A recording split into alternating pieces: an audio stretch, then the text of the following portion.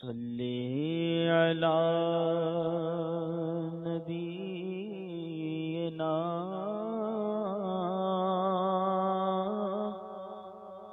صلی علی محمد. الحمد للہ وسلام علی عبادہ الذین اصطفى. قال اللہ تعالی فی شان حبیبہ ان اللہ وملائکتہ یصلون علی النبی یا ایھا الذین آمنوا صلوا علیہ وسلموا تسلیما. اللہم صل علی سیدنا ونبینا وشفیعنا وحبیبنا ومولانا محمد وعلی آلہ واصحابہ بارک وسلم. صلاۃ و سلام علیک یا سیدی یا رسول اللہ صلی اللہ تعالی علیہ وسلم. چند ہفتوں سے ہر سنیچر کو بعد نماز عشاء مجدد اعظم دین و ملت حضور اعلیٰ حضرت نور اللہ مرقدہ کی کتاب بنام تمہید ایمان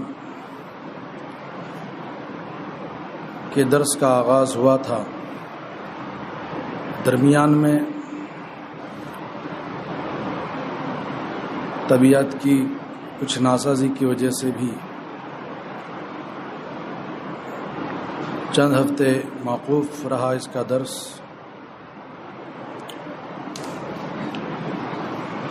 آج جہاں سے چھوٹا تھا اس کے آگے سے شروع کرتے ہیں. اس کتاب مبارک میں حضور اعلیٰ حضرت نے امت مسلمہ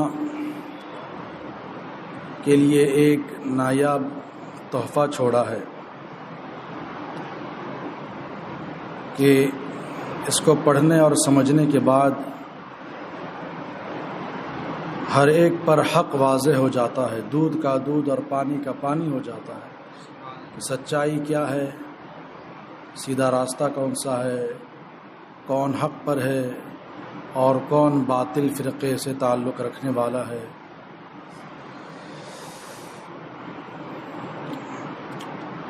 فرماتے ہیں کہ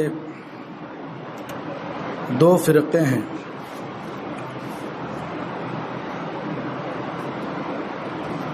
ان میں سے پہلا فرقہ بے علم نادان کا اور دوسرا معاندین کا. تو پہلے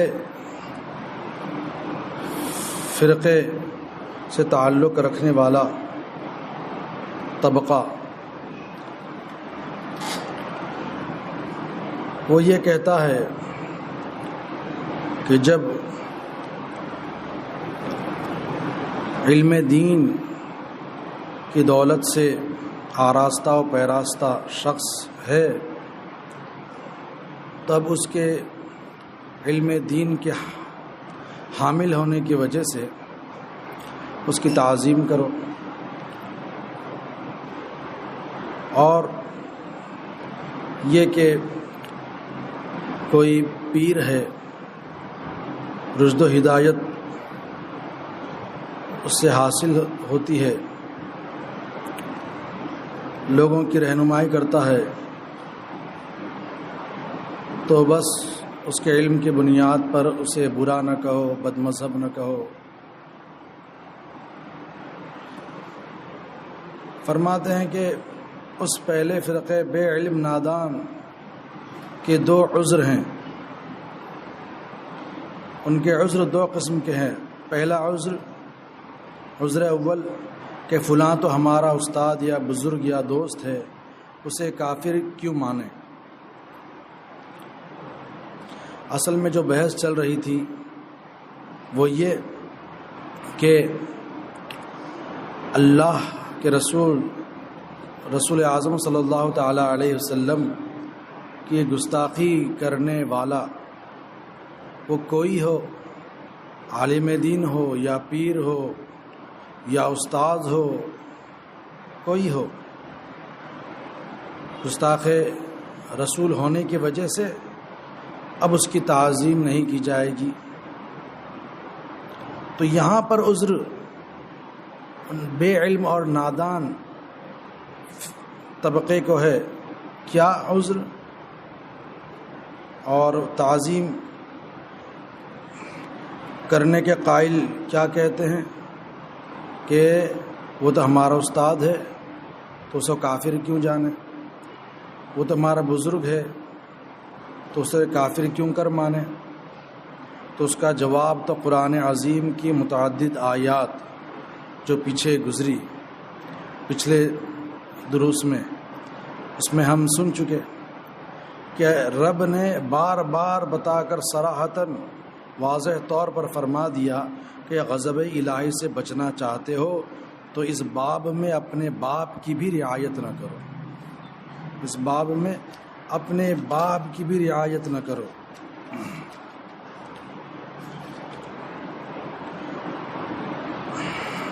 اور فرماتا یا ایھا الذین آمنوا لا تتخذوا آباءکم واخوانکم اولیاء ان استحبوا الکفر علی الایمان۔ فرماتا ہے ایمان والو، اپنے باپ اپنے بھائیوں کو دوست نہ بناؤ اگر وہ ایمان پر کفر پسند کریں۔ اب بھلا باپ کو اور بھائی کو کوئی دوست بناتا ہے؟ وہ تو خود ہی وہ شے ہے کہ جس سے فطری طور پر محبت ہوا کرتی ہے، مگر اللہ تبارک و تعالیٰ ارشاد فرما رہا ہے واضح طور پر کہ اے ایمان والو، اپنے بھائی کو اپنے باپ کو دوست نہ بناؤ۔ کب نہ بناؤ؟ اس وقت انہیں دوست نہ بنانا جب وہ ایمان پر کفر کو پسند کرے، یعنی وہ کافر ہو جائیں، بد مذہب ہو جائیں، مشرک ہو جائیں تو انہیں دوست نہ بناؤ، یعنی جو فطری محبت تھی اس فطری محبت کو بھی ہٹا دو۔ تو یہاں تو اللہ تبارک و تعالیٰ واضح طور پر ارشاد فرما دیا کہ جب وہ ایمان کے بجائے کفر کو پسند کر رہے ہیں تو وہ اس لائق نہیں کہ تم انہیں دوست بناؤ، ان سے محبت کرو۔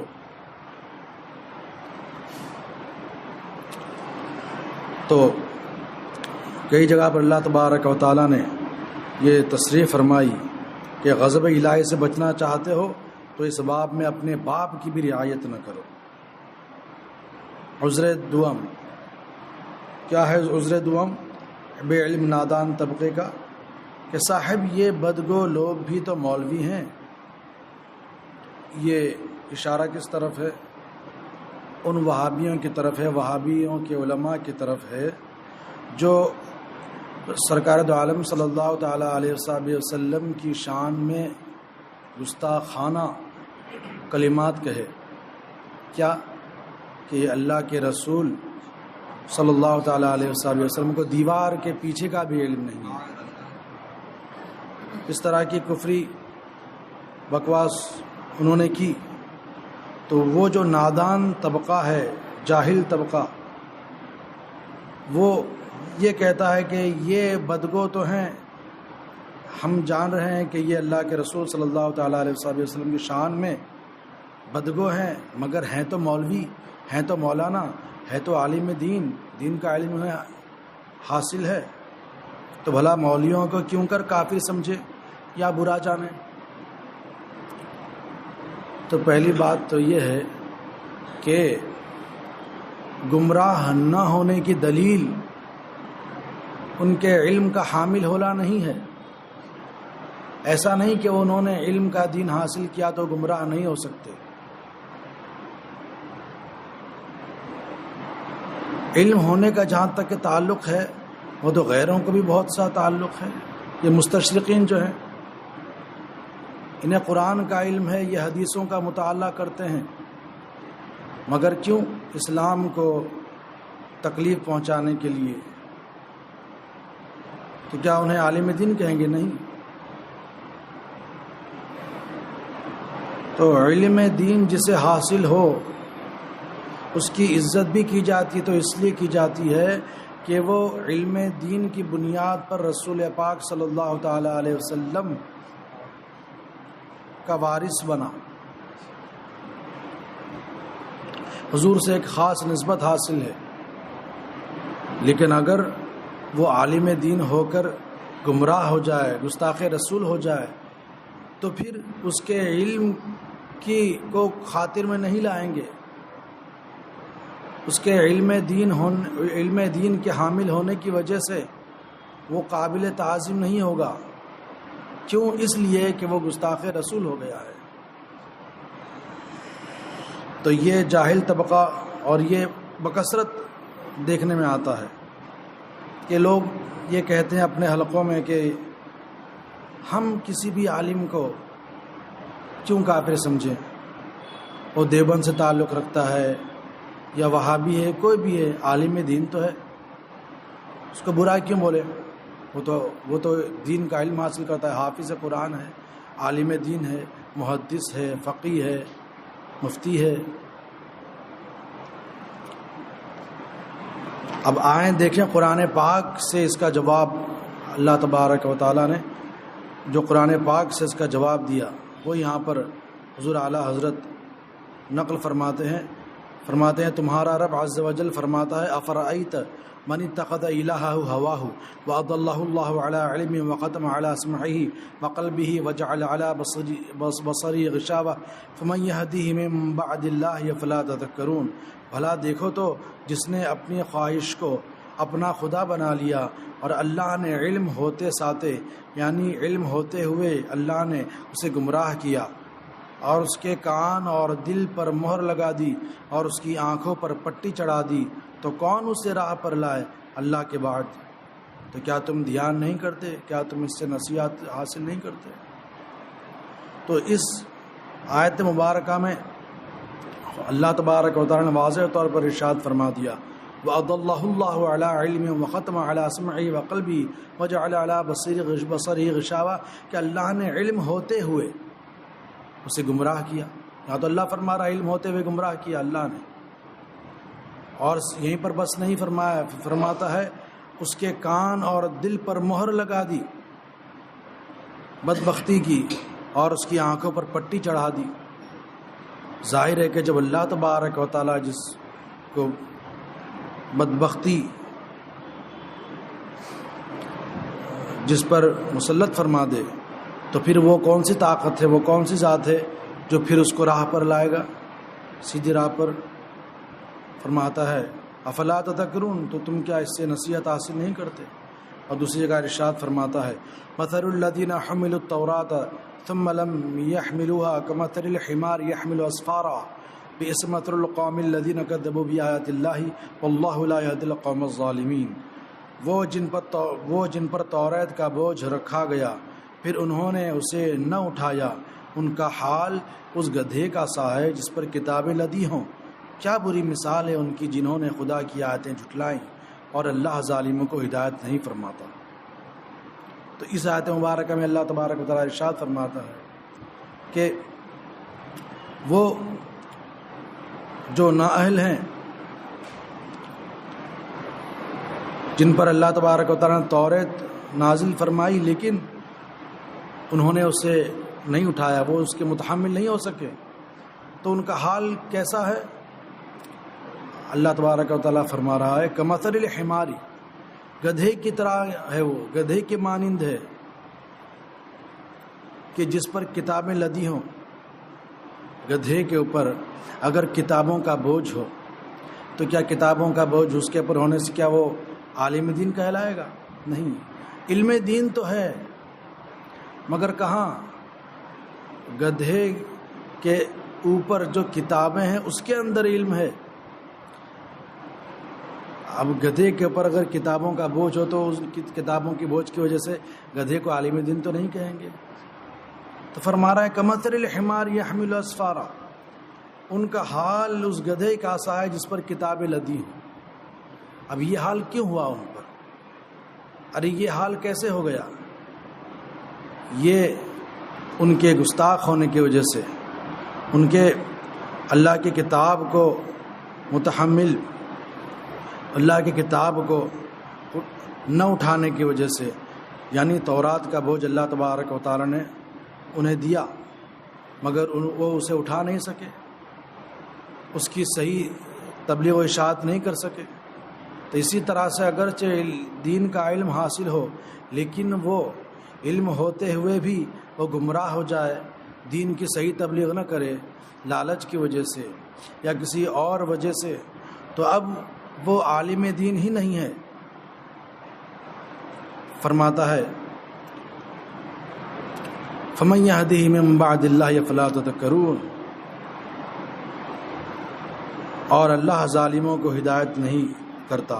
اور فرماتا ہے وَاتْلُ عَلَيْهِمْ نَبَأَ الَّذِي آتَيْنَاهُ آيَاتِنَا فَانسَلَخَ مِنْهَا فَأَتْبَعَهُ الشَّيْطَانُ فَكَانَ مِنَ الْغَاوِينَ وَلَوْ شِئْنَا لَرَفَعْنَاهُ بِهَا وَلَكِنَّهُ أَخْلَدَ إِلَى الْأَرْضِ وَاتَّبَعَ هَوَاهُ فَمَثَلُهُ كَمَثَلِ الْكَلْبِ إِن تَحْمِلْ عَلَيْهِ يَلْهَثْ أَوْ تَتْرُكْهُ يَلْهَث ذلك مثل القوم الذين كذبوا بآياتنا فاقصص القصص لعلهم يتفكرون ساء مثلا القوم الذين كذبوا بآياتنا وأنفسهم كانوا يظلمون من يهد الله فهو المهتدي ومن يضلل فأولئك هم الخاسرون۔ یعنی انہیں پڑھ کر سنا اس کی خبر جسے ہم نے اپنی آیتوں کا علم دیا تھا، وہ ان سے صاف نکل گیا تو شیطان اس کے پیچھے لگا کہ گمراہ ہو گیا، اور ہم چاہتے تو اس علم کے باعث اسے سنبھال لیتے، مگر وہ تو زمین پکڑ گیا، وہ تو اپنی بات پر اڑا رہا اور اپنی خواہش کا پیرو ہو گیا، تو اس کا حال کتے کی طرح ہے۔ اب یہاں دیکھ اللہ تبارک و تعالیٰ تو فرما رہا ہے کتے کی طرح ہے وہ جو اپنی خواہش کے پیچھے پڑ گیا، جبکہ علم تھا، اللہ نے انہیں علم دیا تھا، مگر اپنی خواہش کے پیچھے پڑ گئے، گمراہیت مسلط ہو گئی، تو پھر اللہ فرما رہا ہے اس کا حال کتے کی طرح ہے، تو اس پر بوجھ لا دے تو زبان نکال کر ہانپے۔ کتے کے اوپر اگر بوجھ لا دیں گے تو کیا کرے گا؟ وہ ہانپے گا زبان نکال کر، اور اگر بوجھ نکال بھی دیں گے، چھوڑ دیں گے، تب بھی ہانپے گا۔ تو اس کا حال کتے کی طرح ہے، تو اس پر بوجھ لا دے تو زبان نکال کر ہانپے اور چھوڑ دے تو ہانپے۔ یہ ان کا حال ہے جنہوں نے ہماری آیتیں جھٹلائیں۔ تو ہمارا یہ ارشاد بیان کرو، شاید یہ لوگ سوچیں کیا برا حال ہے ان کا جنہوں نے ہماری آیتیں جھٹلائیں۔ وہ اپنی ہی جانوں پر ستم ڈھاتے ہیں، جسے خدا ہدایت کرے وہی راہ پر ہے، اور جسے گمراہ کرے تو وہی سراسر نقصان میں ہے۔ یعنی ہدایت کچھ علم پر نہیں، خدا کے اختیار میں ہے۔ یعنی علم محور نہیں ہے ہدایت کے لیے ہے، علم جو ہے وہ محور نہیں ہے گمراہیت کے لیے۔ ہدایت کچھ علم پر نہیں، خدا کے اختیار میں ہے۔ ہدایت تو کس کے اختیار میں ہے؟ اللہ کے اختیار میں ہے۔ یہ نہیں کہ وہ عالم دین ہو گیا، قرآن کا علم حاصل کیا، تفسیر کا علم حاصل کیا، فقہ اور حدیث پڑھنے لگا تو اب وہ گمراہ نہیں ہو سکتا، ایسا نہیں ہے۔ یہ کہاں سے یہ بات معلوم ہو رہی ہے؟ قرآن کی صریح آیتوں سے۔ یہ آیتیں ہیں اور حدیثیں جو گمراہ عالموں کی مذمت میں ہیں، ان کا شمار ہی نہیں۔ یہاں تک کہ ایک حدیث میں ہے کہ دوزخ کے فرشتے بت پرستوں سے پہلے انہیں پکڑیں گے، بت پرستوں سے پہلے فرشتے دوزخ کے انہیں پکڑیں گے۔ تو کیا کہیں گے یہ لوگ؟ یہ کہیں گے کیا ہمیں بت پوجنے والوں سے بھی پہلے لیتے ہو؟ تو جواب ملے گا لیس من یعلم کمن لا یعلم، جاننے والے اور انجان برابر نہیں۔ اعلیٰ حضرت پھر نصیحت فرماتے ہیں، بھائیو عالم کی عزت تو اس بنا پر تھی کہ وہ نبی کا وارث ہے۔ نبی کا وارث وہ جو ہدایت پر ہو۔ کیا فرمائے؟ نبی کا وارث وہ ہے جو ہدایت پر بھی ہو، علم دین کا متحمل ہو، ساتھ میں ہدایت پر ہو۔ اور جب گمراہی پر ہے تو نبی کا وارث ہوا یا شیطان کا؟ جب گمراہیت اس پر چھا گئی، گمراہ ہو گیا، تو اب وہ نبی کا وارث نہیں، اب وہ شیطان کا وارث ہے۔ اس وقت اس کی تعظیم نبی کی تعظیم ہوتی کب؟ جب وہ ہدایت پر ہوتا، یعنی عالم دین ہے، علم دین پر عمل بھی کرتا ہے، ہدایت پر ہے، تو اس کی تعظیم نبی کی تعظیم ہوتی۔ مگر جب گمراہ ہو گیا تب اس کی تعظیم شیطان کی تعظیم ہوتی۔ تب یہاں سے ان لوگوں کو سبق لینا چاہیے، اس جاہل طبقے کو جو یہ کہتے ہیں کہ ارے عالم دین ہے، ہمارا پیر ہے، ہمارا استاد ہے، ہم کیسے اس کی تحقیر کریں اور اس کو ہم کیسے کافر کہیں؟ ارے بھائی پیر تو تم نے بنایا. پیر جو ہے یہ بھی دیکھا جاتا ہے کہ پیر پرستی آج کل ایسی ہے کہ اب خاندانی چلی ہے، قدامت پسندی، کہ باپ دادا فلاں خانقاہ کے بزرگ سے مرید ہے، تب ان کی نسل جو ہے جیسا کہ وہ موروثی ہے پیریت، اب ان کے جو اولاد ہو رہی ہے خاندان والے بھی جو ہے انہی سے مرید ہو رہے ہیں. کیوں؟ ہمارے آبا و اجداد وہیں سے تعلق رکھتے تھے، ہم بھی وہیں سے. یہ نہیں دیکھتے کہ وہ پیر بنانے کا ہے یا نہیں، اسے پیر بنا سکتے ہیں یا نہیں، وہ اس بات کا اہل ہے کہ نہیں کہ اسے پیر بنائے یا نہ بنائے. تو تم نے اندھا دھن جو ہے اسے پیر بنا لیا ہے تو تمہاری غلطی ہے. اسے استاد بنایا جو گستاخ رسول، یہ تمہاری غلطی ہے. یہ فرما رہے ہیں کہ اس وقت اس کی تعظیم نبی کی تعظیم ہوتی جب وہ ہدایت پر ہوتا، اور اب جب کہ وہ گمراہ ہے تو اس کی تعظیم شیطان کی تعظیم ہوگی.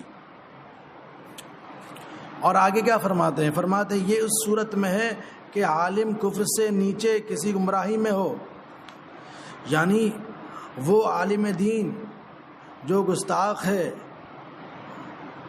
اور جس کی تعظیم کو شیطان کی تعظیم کہا گیا، جس کو شیطان کا وارث کہا گیا، یہ اس عالم کی بات ہے کہ جو گمراہ ہوا تو اس کی گمراہیت کفر سے نیچے ہو، جیسے بد مذہبوں کے علماء. پھر اس کا کیا پوچھنا، پھر اس کو کیا پوچھنا جو خود کفر شدید میں ہو.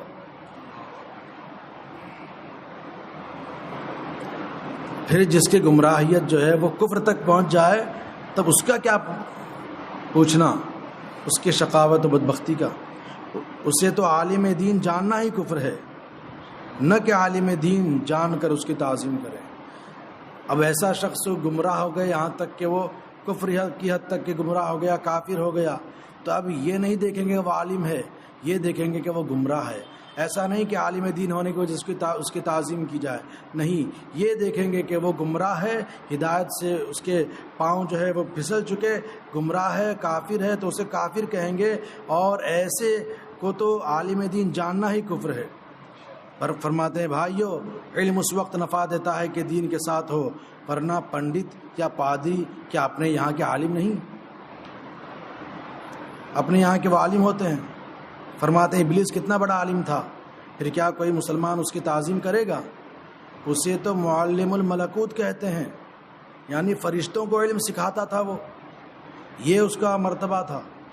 جب سے اس نے حضور اقدس محمد رسول اللہ صلی اللہ تعالیٰ علیہ وسلم کی تعظیم سے منہ موڑا، حضور صلی اللہ تعالیٰ علیہ وسلم کا نور جو کہ پیشانی آدم میں رکھا گیا، جو کہ حضرت آدم علیہ السلام کی پیشانی میں رکھا گیا تھا، حضور علیہ السلام کا نور، اسے سجدہ نہیں کیا. اس وقت سے لعنت ابدی کا طوق اس کے گلے میں پڑا.